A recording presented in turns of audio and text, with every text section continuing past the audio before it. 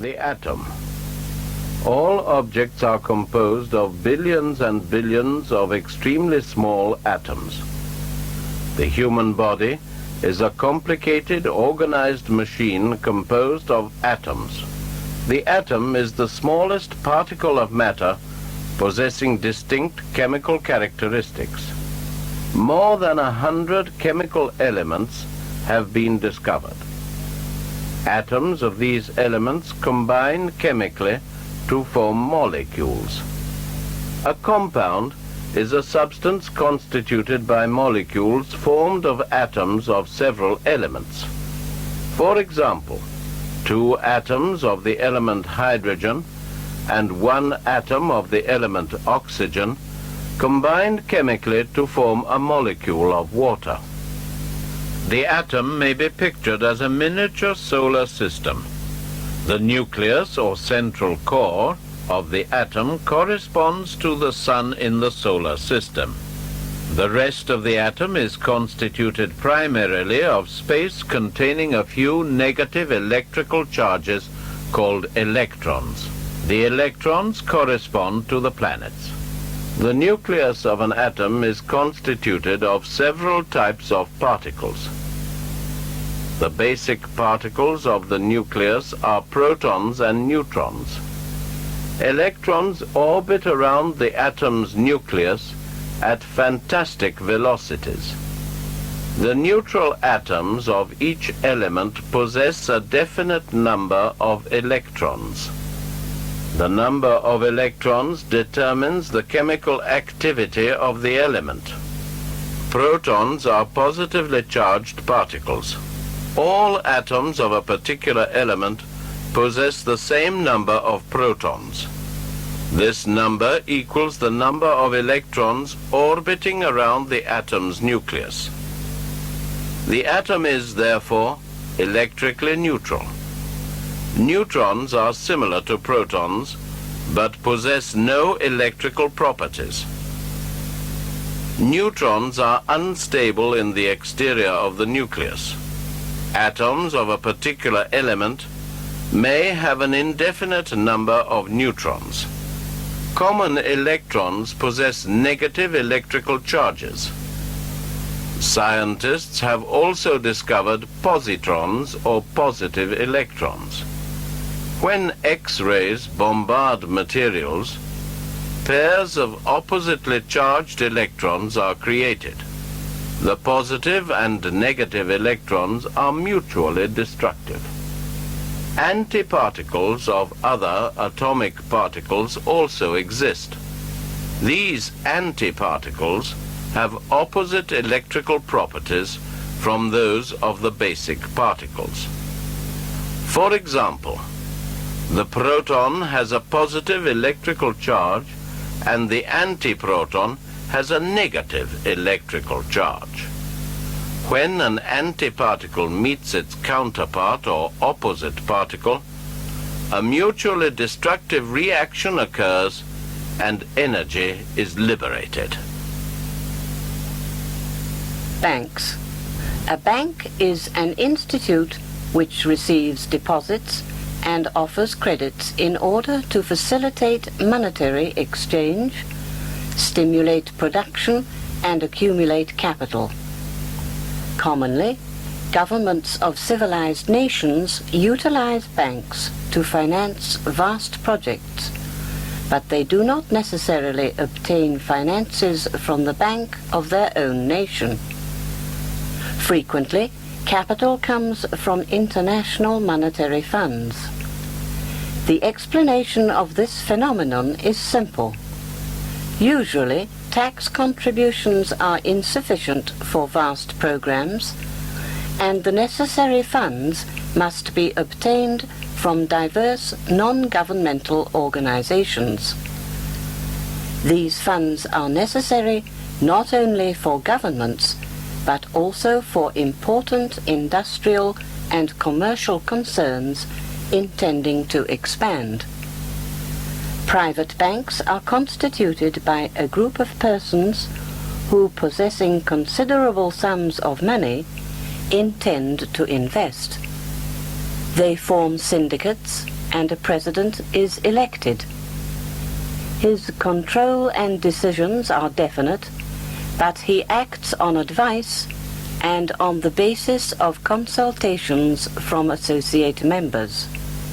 A certain percentage of the total capital of a bank is constituted of banknotes or precious ingots.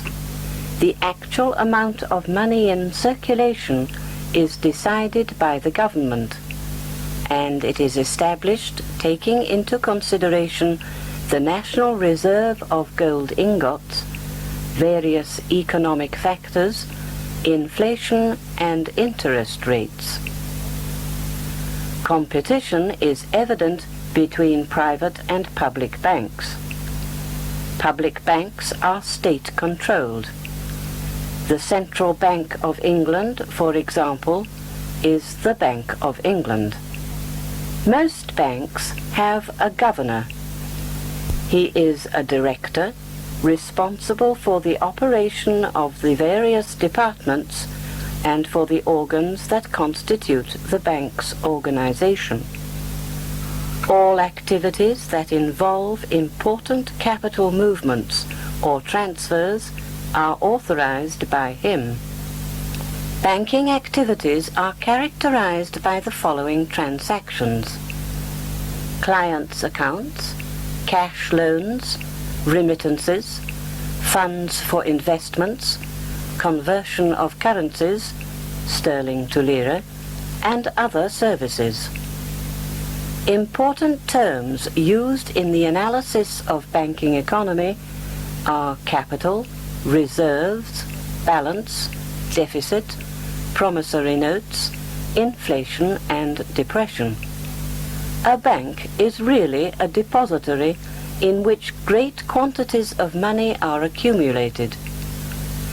Therefore, precautionary systems are necessary to accurately isolate the money. Deposits made by every client are noted by a bank's employee. In individual bank cards, personal credit cards, all movements, deposits, and transfers of credit are noted in detail. Every private bank account has a designated number. At regular intervals, bank personnel compiles statements for every client. As the services and transactions of a bank are multiple, the personnel's cordiality is essential. Banks tend to function as commercial concerns. Many of them, in order to attract clientele, offer tourism services. These banks organize international excursions and simultaneously favor clients, facilitating them in currency exchange and in the solution of hotel and transport problems. An airport. An international airport in the vicinity of a modern city is an interesting, complex construction. It is a base from which aeroplanes depart. Its borders extend considerable distances.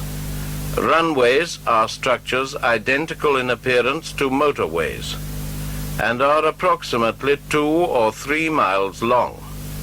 Asphalt serves to create a solid and durable surface for the traffic of great aeroplanes that are continuously transiting.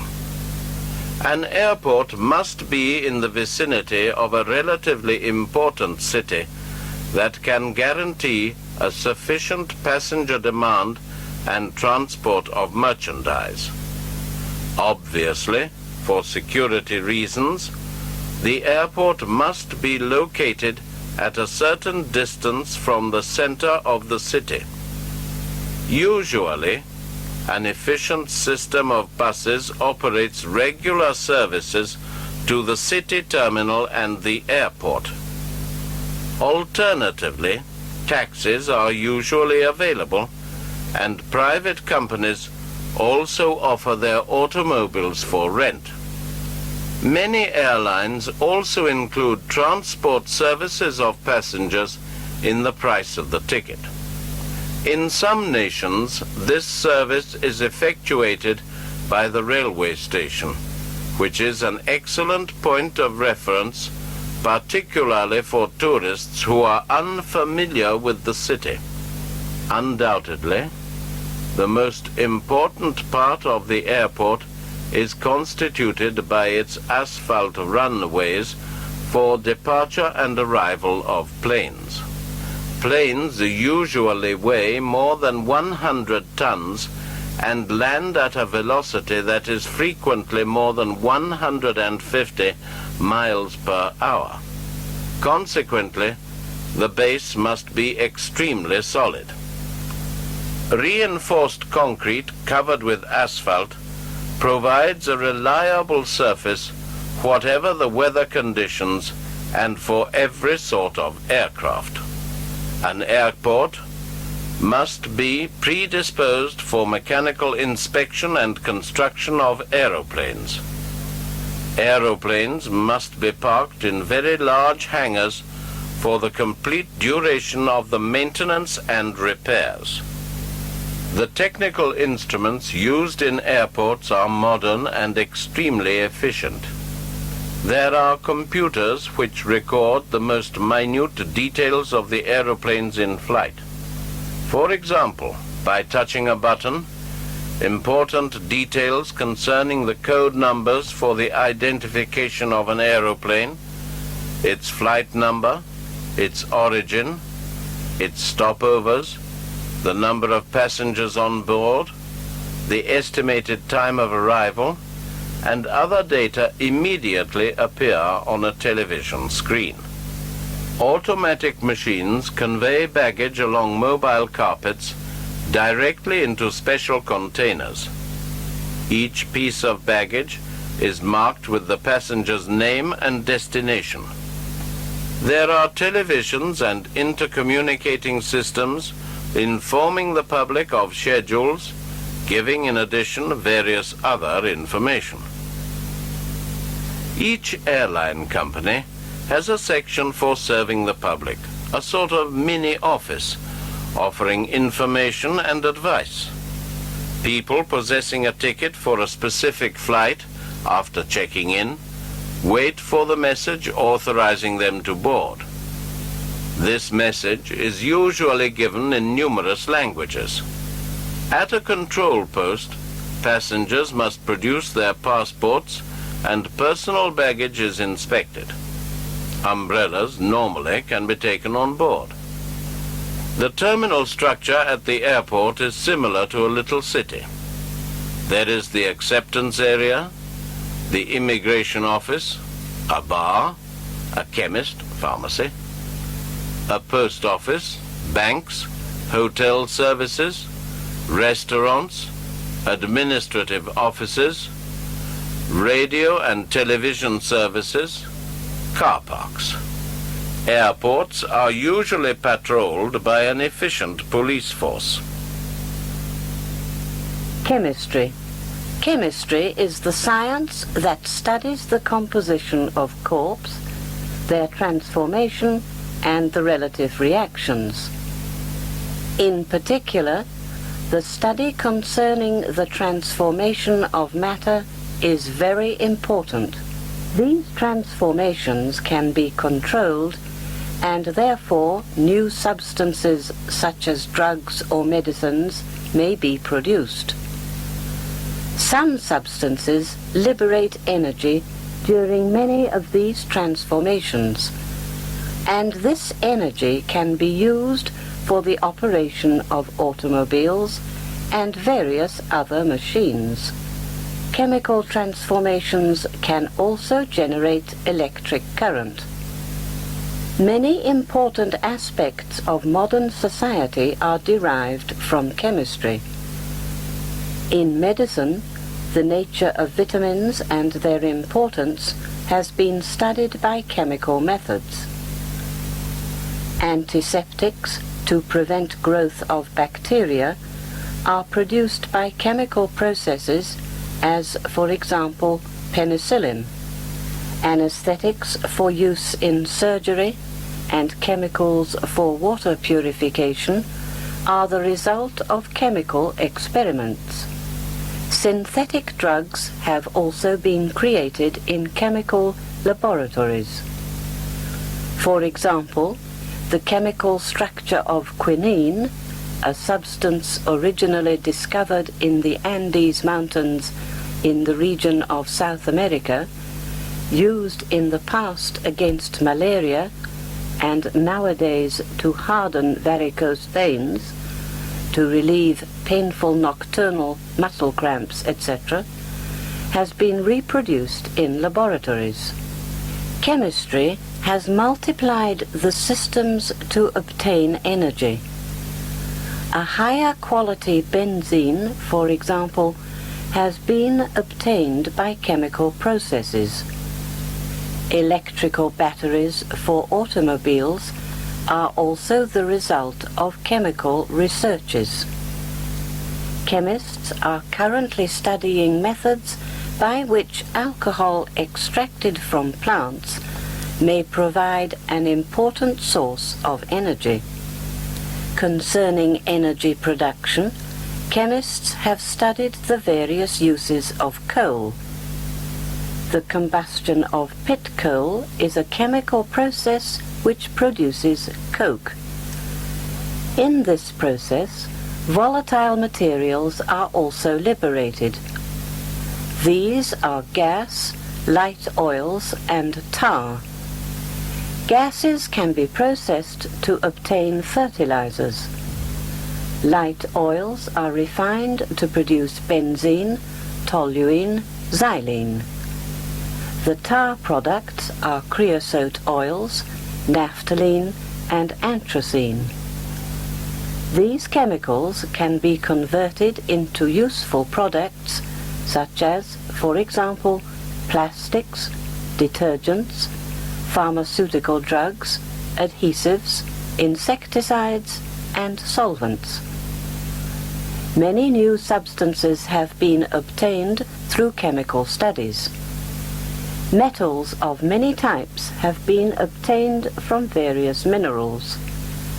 An important chemical combination concerning minerals is the combination of limestone and clay that produces cement, an essential material in construction works.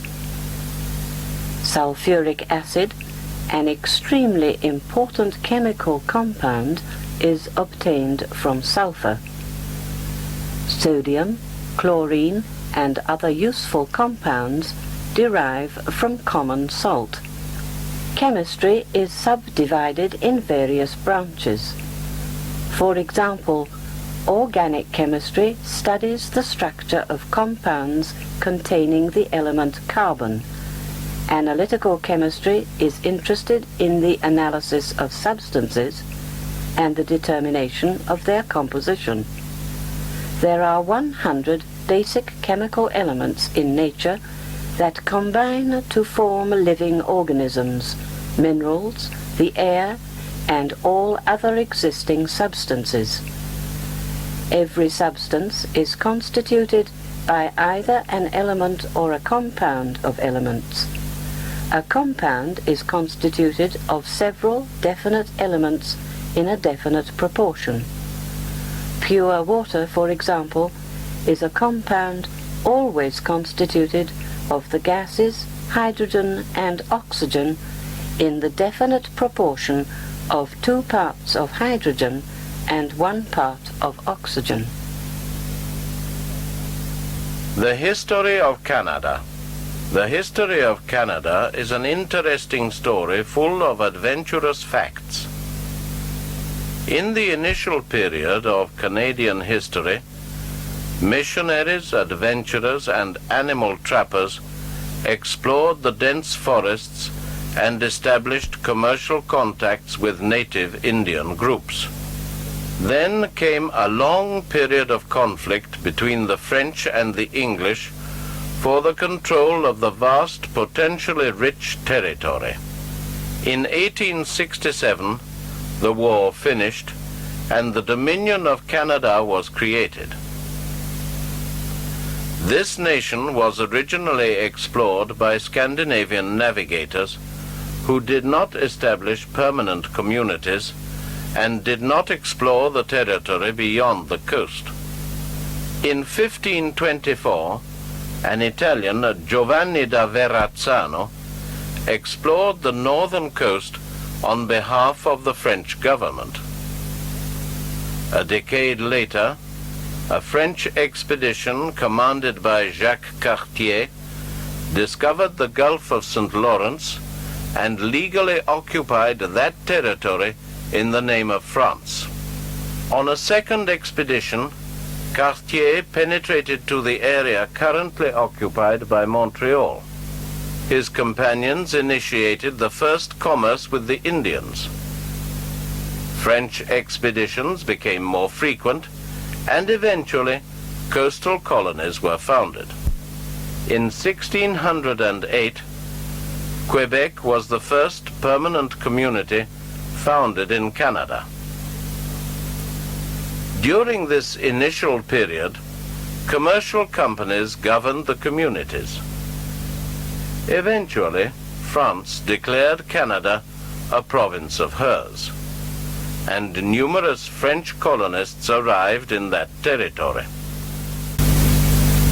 These colonists were the ancestors of the current French Canadians. As a French royal colony, Canada was governed by two persons: the governor, a military officer representing France, and the intendant or controller of the colonial administration and of the Sovereign Council. The functions of this council consisted in organizing the judicial, legislative, and administrative offices of the colony. An important council member was the representative of the Roman Catholic Church. The governor's most important responsibility was to defend the population from Indian attacks. A series of conflicts developed between the English colonists in New England and the northern French colonists over commercial rights.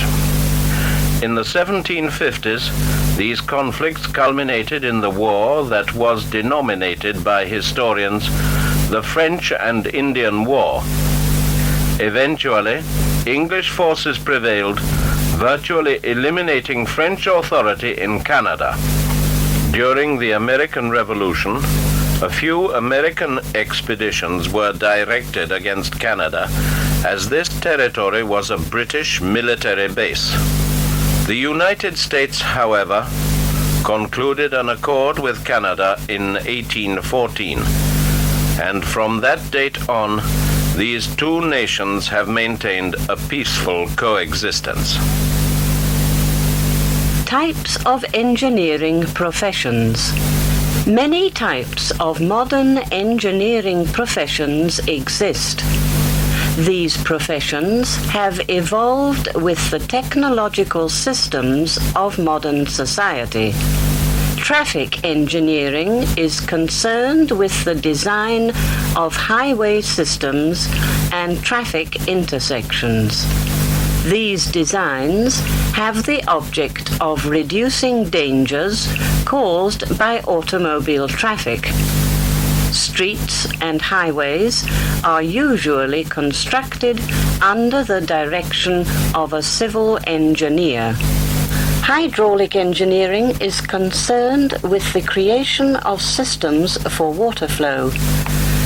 Hydraulic engineers calculate water pressures in various systems, design aqueducts, and direct the construction of hydraulic systems in cities. The sanitary engineer may design city sewer systems. He is also interested in the treatment of water with chlorine and various other chemicals in order to purify it, eliminating bacteria. Very populated cities such as New York or London are possible thanks to the sanitary engineering technology. Sanitary engineers also render tropical regions inhabitable. Such regions are frequently not inhabitable, as infections may produce yellow fever, typhoid fever, cholera, or malaria. Hydroelectric engineering is concerned with the design of systems for generating electrical energy from water. Systems for distributing this electrical energy to distant places must also be designed. Electrical engineers design generators and may direct the construction of an electric railway system. Communication engineering is part of electrical engineering, particularly concerned with the telephone, the telegraph, the radio telegraph, the radio telephone, the television, and other methods of communication. A communication engineer must possess a good knowledge of electronics. Industrial engineering is concerned with the scientific management of industry. The industrial engineer usually possesses a general knowledge of chemical and mechanical engineering. He primarily concerns himself with the methods of modern mass production and determines the most efficient and economical methods of production. Photoromances. Photoromances are illustrated journals published periodically in the form of romantic stories. Currently, a degradation of values among adolescents is causing a notable increase both in the quantity in circulation and in the variety of photoromances published in Italy. These stories of primarily fiction content with a realistic expression represent an evasion for those young persons confused by the chaotic state of present life. Immature amorous experiences or ardent curiosity have tripled the number of editions that were in commerce the preceding year. The author's object is to suggest as much as possible, causing maximum human interest, personal stories that are represented through photographs of actors who pose and recite in a convincing manner.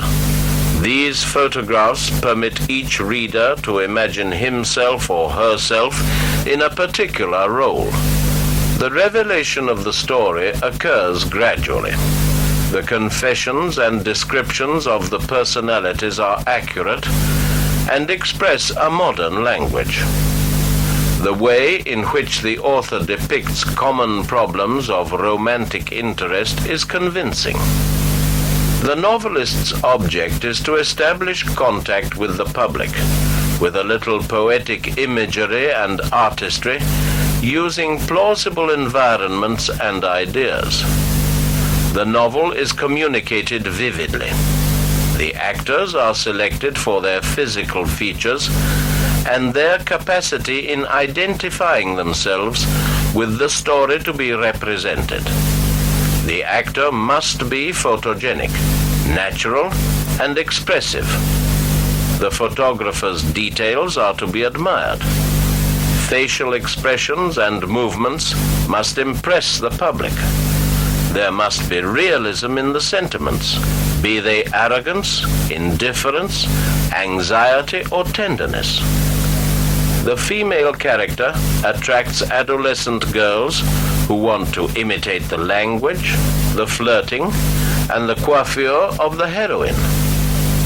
Let's give a brief example of one of these typical stories. A mechanic adjusts an automobile in which the oil pump does not function. He is terribly preoccupied. His fiancée has departed. He is not capable of repairing the motor. His tension is obvious. His concentration is not sufficient. In a series of photographs, the actor recites his part. There are scenes, photographs, referring to the past, to irrational jealousies. The narrative is convincing. The public reacts enthusiastically. The stories, in general, are marvelous and offer exciting situations. Hence the popularity of these periodicals. They are a pure evasion of reality.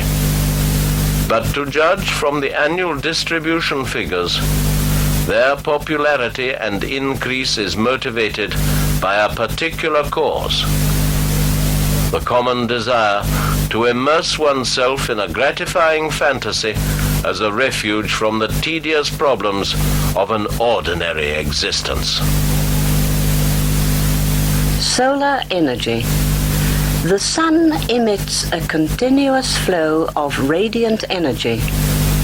The quantity of solar energy incident upon the planet Earth is equivalent to the energy produced from 550 billion tons of coal. This is approximately the quantity of coal that is produced in the United States in 1,000 years at the present rate of production. The solar energy incident upon the territory of the United States every 20 minutes is equivalent to the energy used by this nation in a year. During the last century, nations have used coal, oil, electricity, and ultimately atomic energy to produce sufficient energy to satisfy the necessities of modern society. Recently, scientists have been researching techniques in order to use solar energy more directly and efficiently. Solar technology, however, presents difficult problems. The diffusion of solar energy over the total surface of the planet represents one of the basilar problems. In fact, although the amount of solar energy incident upon the planet's surface is vast, the amount of energy incident upon a square meter is scarce. In order to be used as an effective source of energy, solar energy must first be accumulated and subsequently stored. In some scientific experiments, solar energy has been used for air conditioning, water purification, irrigation, and to furnish energy for telephone systems.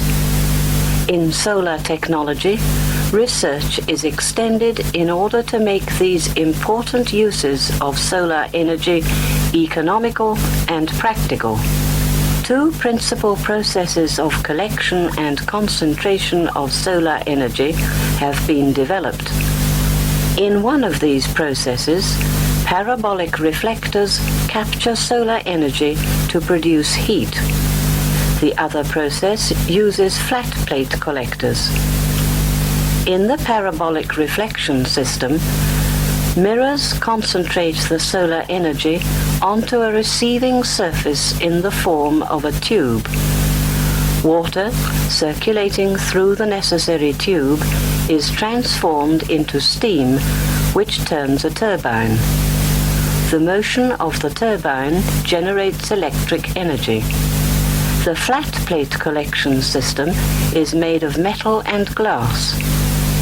Glass surfaces function as heat collectors, and they heat water or air circulating through metal tubes. Particular studies and research will determine the conditions under which one system is more effective than the other. For domestic heating systems, solar collectors are constructed on the roof facing the direction necessary for the collection of the maximum solar energy. Solar collectors are also used to provide energy for domestic air conditioning systems. There are various forms of solar technologies. Solar batteries convert solar energy directly into electricity. These batteries are used in portable radios and can provide energy for telephone systems. Electric current is generated by these batteries through the use of silicon crystals. Solar furnaces concentrate solar energy to produce extremely high temperatures for industrial uses. Solar furnaces are also used to test metals and to produce ceramic materials. Turbines operating on solar energy generate electricity for irrigation systems. Antony and Elizabeth. Antony and Elizabeth live in Rome in a modest apartment. Antony is an architect and Elizabeth is an artist. Antony controls designs and constructions of schools and public edifices. He uses the bus to get to his office near Piazza Barberini. Elizabeth takes care of the house and the daily shopping, making all the necessary purchases. Elizabeth and Antony are vegetarians. Their diet is composed primarily of fruit and vegetables. Elizabeth maintains the apartment in order, and she is responsible for its decoration. Having studied art history at the university, she uses reproductions of famous art for wall decorations. Antony and Elizabeth frequently go to the theater. In various theaters in Rome, interesting dramas are presented, both classical and modern. Antony and Elizabeth prefer modern dramatists, particularly Pirandello. They also attend concerts and operas. Their favorite musician is Verdi, and the opera they prefer is Rigoletto. Antony and Elizabeth possess an excellent stereo and an assorted collection of recorded music. In addition, they possess a complete collection of classical music. They are talented musicians. Elizabeth has studied piano and Antony the violin. As they possess a piano, they frequently play together. Besides attending theaters, Antony and Elizabeth also go to the cinema. Various Italian directors are internationally famous. Among these, Antony and Elizabeth like Federico Fellini. The film they prefer by this director is La Dolce Vita. Antony and Elizabeth possess an Italian automobile which they use to visit locations of particular historic interest. They go to Via Appia Antica, and Antony studies the architecture of the Roman aqueducts. They also visit the Christian catacombs and then continue along all of Via Appia Antica to Frascati, where they drink some excellent wine. Frequently, they also visit Tivoli, where the great villa of Hadrian is situated.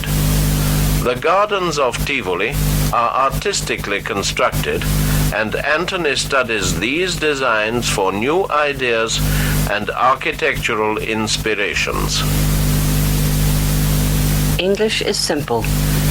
English conversation is extremely simple, especially for persons who usually converse in Italian.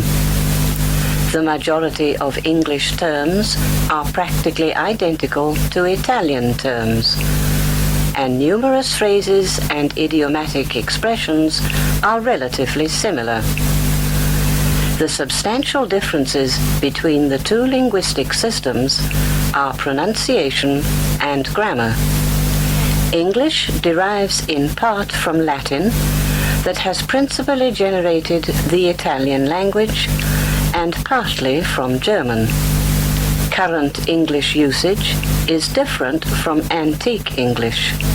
The language has evolved. Every language reflects the history of a culture. The traditions, customs, and sentiments of previous eras persist in metaphoric and analogic forms. Concepts that currently result abstract or merely poetic, used as descriptive expressions, were originally literal forms. In addition, it is interesting to observe the introduction and invention of new terms and the elimination of those no longer in use. In English, as in the majority of other languages, various expression forms exist.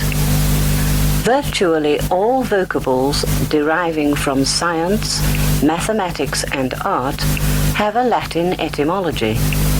It is possible to apply these terms in ordinary conversation frequently with no particular difficulty. In fact, students of English occasionally appear very erudite, although they possess a modest culture. Naturally, the primary element in acquiring eloquence, or even the ability to communicate one's own ideas, is practice. Confidence is also important. It is impossible to advance and progress in a practical study of English if one is timid. A little courage and tenacity, combined with the opportunities provided by a simple program of instruction, are the necessary ingredients for success. This is actually simple. In fact, millions of persons study a second language. The benefits are obvious. In fact, in addition to numerous economic and commercial opportunities, a person's faculties for social contact are increased, especially if the second language is English. English is currently the most popular and important language in Europe, Asia, Africa, and Latin America, not to mention North America. It is considered the international language for diplomatic, commercial, and social communication.